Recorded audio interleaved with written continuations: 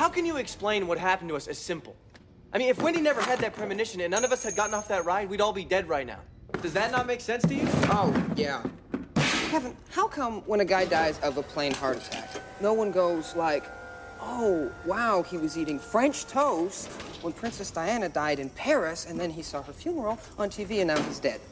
You know why? Because they sound crazy. So guess how you two sound right now? Crazy.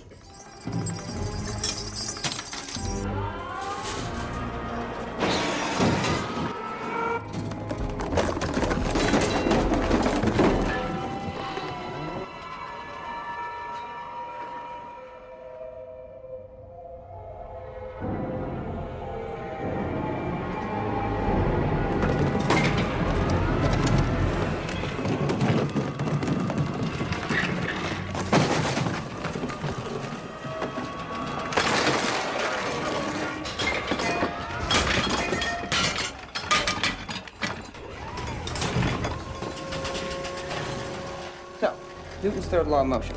And, well, look, I'm just guessing that it goes for death, too, when he's working in our world. If death has taken action, and that action we take might have an opposite reaction that thwarts death's intent, the last in line kill themselves.